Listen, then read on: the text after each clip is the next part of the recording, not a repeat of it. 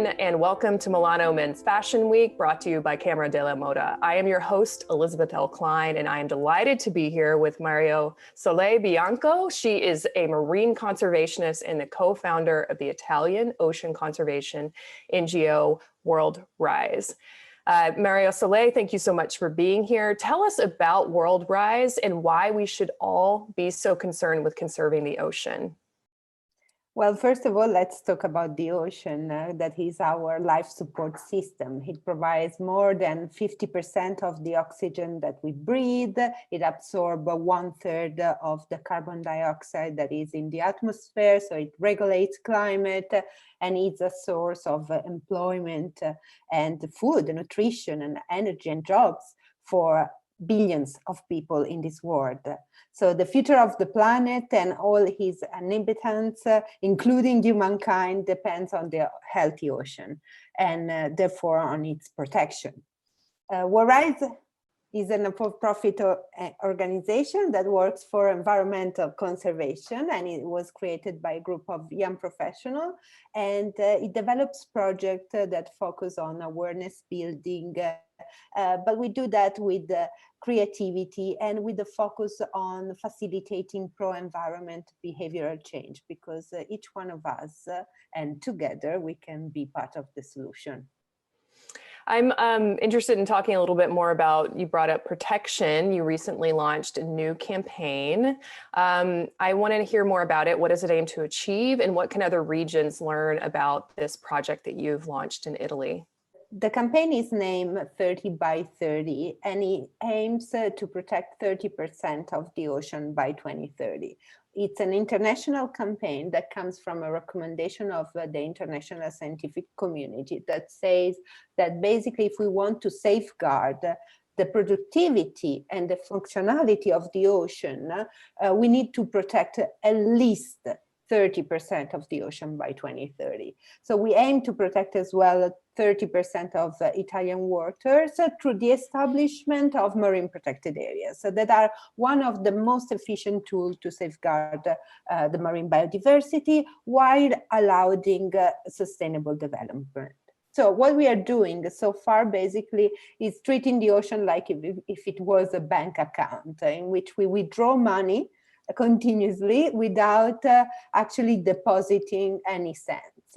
So MPAs, marine protected areas, are our insurance policy for the future, and they are able to produce not only ecological benefit, but they become drivers for economic and social development.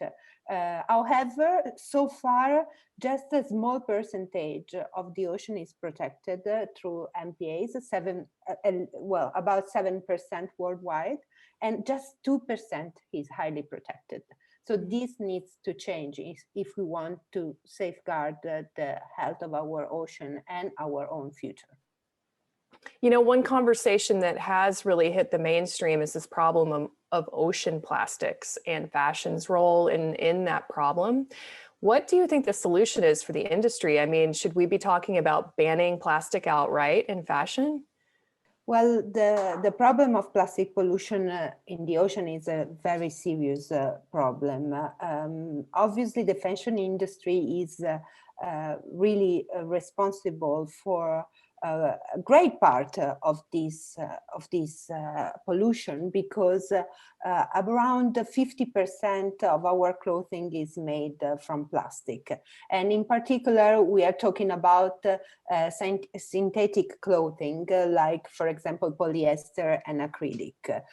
So what happens is that up to 700,000 microfiber of plastic come off synthetic clothing in a typical washing with the washing machine, and this goes straight in the ocean because there is no filtration system that is able to stop them from entering the ocean. So what we need to do is to change at the root of the problem. So obviously there is a need for change in the production as well of clothes, and maybe opting for more natural fabric. It could be one of the solution, but let's remember that the plastic pollution problem is not because of plastic, but it's the use that we do as humankind of a material that is made to last thousands of years, and we mainly use it as single use. So we need really in order to address this important issue, to act at the root of the problem, and fashion can play a huge role in this. So, many of us spent the beginning of the pandemic at home watching these videos of nature rebounding. We saw dolphins in the Venice canals. Do you think that the pandemic has changed conversations about ocean conservation for the better? Well, I think that at least it has started the conversation. A type of conversation that I've heard often is the fact that basically nature has recovered, but we cannot pretend that in 1 year of pandemic, we in some way recover decades of over exploitation. But what in actually we are experiencing with the pandemic is just an alarm bell of what can happen on a regular basis if we refuse to address with bold actions the climate crisis.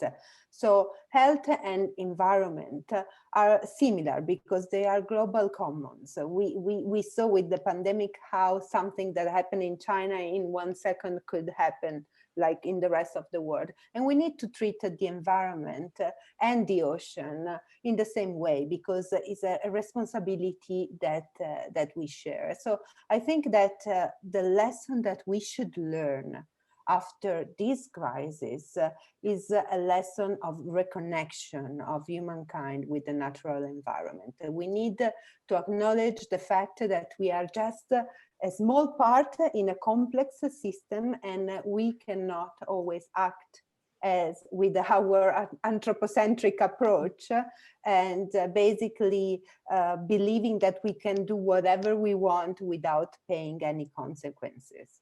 Our planet is at a crossroad. We have major challenges ahead concerning the environment, our economy, everything. We need really to take the responsibility that we have as people living on the planet in this particular moment, because the decision that we will take in the next 10 years will shape the future of the planet for the century to come. So we not only have a huge responsibility, but we have also the great opportunity to be in the right side of history.